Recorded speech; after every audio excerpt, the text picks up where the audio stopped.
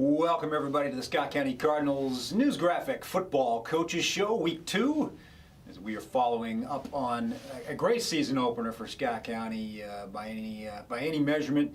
Last year, you may remember when Scott County played North Bullitt, it was over before it started. We talked a little bit about that last week as well. 21 points before the offense was even on the field. Kind of a different pace to this year's game as the Cardinals struggled early on offense. Not struggled, but North Bullitt got a couple of stops and got some confidence that they didn't have a chance to get last year before they got settled in. 7-0 until late in the first quarter, but then special teams and defense turned it around in a score that was similar to last year, 56-13 this time around. It was 56-19 a year ago. So again, no matter how you slice it, bottom line, a convincing opening night win for Scott County, and they did it in all phases really. Some quick drives, I wouldn't even call them drives, 3 and 4 play, big play situations for the offense as they struck through the air, they struck on the ground and got it done in that manner. And then the defense, 4 quarterback sacks, a scoop 6, a fumble return for a touchdown, and 2 block punts on the special team side that were turned into touchdowns. And it was 49-0 at the half, just like that. Running clock after that, and some reserves got to play for Scott County. Good night for Cade McKee. His first start at quarterback, completed all 3 of his passes as the deep ball was working well. Bronson Brown with a long touchdown run in his first start to get him going, and Austin Barnett, they're going to be able to count on him all year long. And I'm sure opponents will be keying on that fullback trap that will allow some things to open up on the outside for the Cardinals as well. So some things to work on. Not a lot of stuff that Coach McKee could complain about on offense. 1 penalty, I think he said, for the starters, but no turnovers.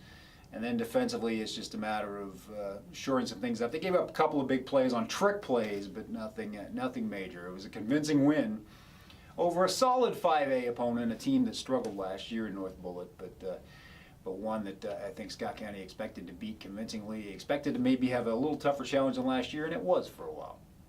We look forward now to Week 2, and the always fun battle with Lafayette as the Generals will come to Toyota Stadium on Friday night. Just a programming note there, that game will not start until 9 p.m. It is the second game of the Blanton-Collier Classic. It's one of those early season bowl events. Southwestern from Pulaski County and Paul Lawrence Dunbar will play in the 6 o'clock game, kind of a neutral site game for them, and then at 9 o'clock, Scott County will host Lafayette. Last year this game was at Lafayette, and it was a tough one, as you'd come to expect from that rivalry. I think most people kind of thought Lafayette would take a step backward last year after getting to the state finals the previous season, and they did, but it was tough on their home field as Scott County pulled out a 31-21 victory that probably wasn't that close in the big scheme of things.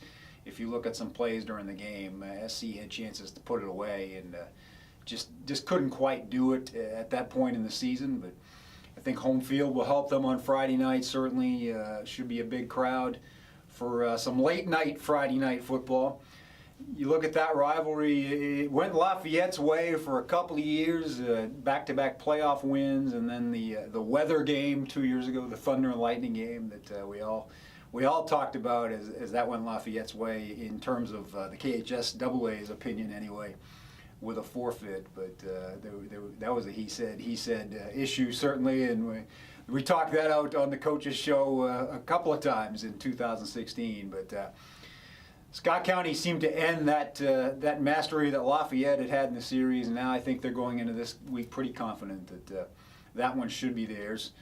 Beyond that, looking forward, they got a couple of long trips north. Highlands lurks the week after that in Fort Thomas, and then the trip to Archbishop Moeller in Cincinnati the first Friday night in September. But long way to go till then. Lafayette, an opponent you always have to take seriously. They have Tiandre Newcomb, who's a great athlete they've had for 3 years now starting, and that'll make their offense go, certainly. And they beat Bryan Station 14-6 on Friday night. Similar to last year, a low-scoring game for that one. Lafayette leaning on defense early in the season, and that'll test Scott County. As of course we've said, the Cards offense is growing by leaps and bounds. It will be another challenge for them on Friday night. We talked to Coach McKee about all those issues. He's He's excited about this opportunity, excited about the chance to be able to do some coaching early in the season. He always looks forward to being able to mold the team into kind of his image and to have some stuff to work on. So he's not entirely disappointed when he sees mistakes in these early season games. It gives him something to hone and sharpen. Let's hear what Coach McKee had to say to that end. A heavy shower at 7 o'clock was the only drawback to opening night. Well, I really wish it hadn't rained at 7 o'clock. Kept the crowd down? Yeah, it just kept the crowd down. And, you know, not for me, I've been a part of a lot of big games, big crowds. But for the kids, especially the seniors, had that opening game. But hopefully this week the weather's going to cooperate. And we've got a game in front of ours. And so hopefully 9 o'clock Friday night, we're going to have a great crowd. Playing in the second half of a doubleheader creates a different itinerary on Friday for Scott County. Well, we have to come up with a few things to do after school to, you know, extend it out to where we aren't, because we don't want to get out there with that game in the, you know, the beginning of the third quarter. So we send somebody out and they communicate back with us. And, you know, we'll try to arrive out there with just a few minutes left to go in the game. Lafayette won a low-scoring battle with Bryant Station in Week 1. Well, I think it was a combination of both. I think both defenses played well, and I think both offenses were not in rhythm. And you're going to see a big improvement from your scrimmage to your second game. That little 2-week block, you can really see teams begin to blossom. They still have that Keandre Newcomb. He's playing wide receiver. He's very talented. He's a tough one-on-one matchup for us. Jalen Lawson's a very good linebacker, running back for them. They've still got very, very good skilled kids.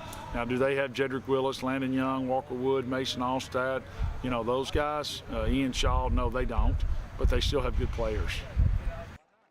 The Scott County offense was crisp and clean in limited action versus North Bullitt.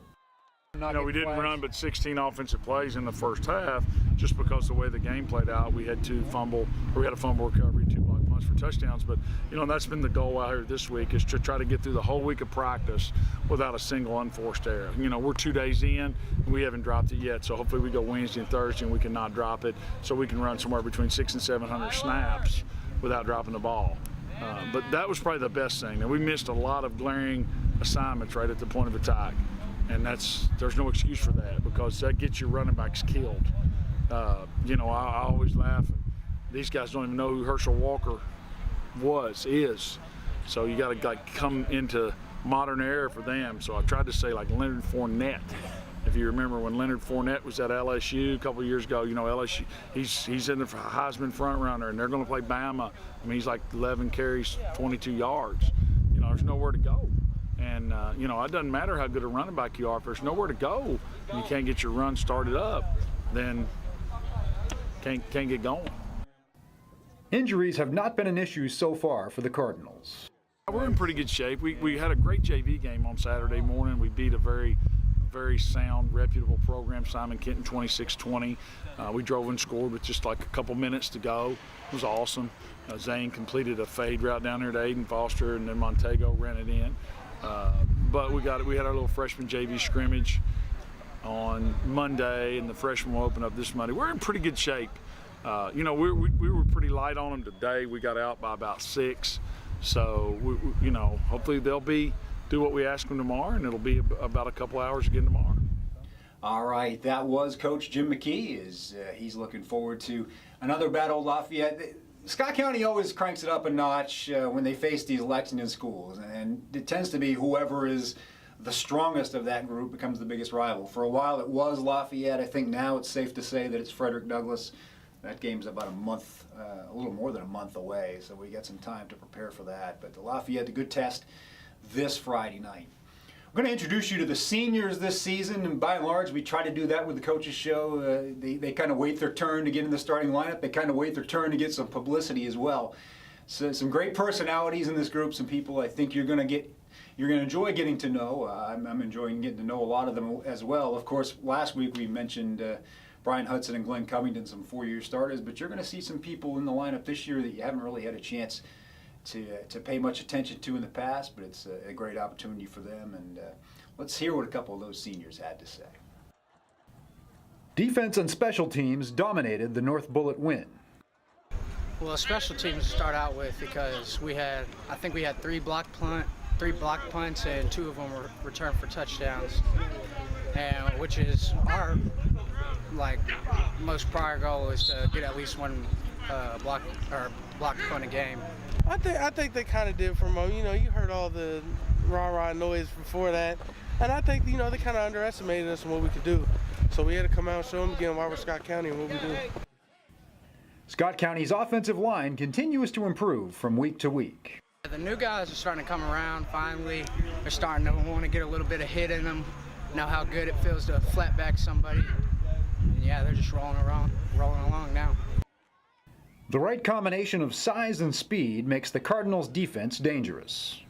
I mean, I really think, we are fast and we are physical on defense. You know, you said it yourself, our line's really big up front, and we got, 4-6 runner linebackers all around. So, I think we're really fast, and, you saw that too. He was just sacking left and right and showing them what's up.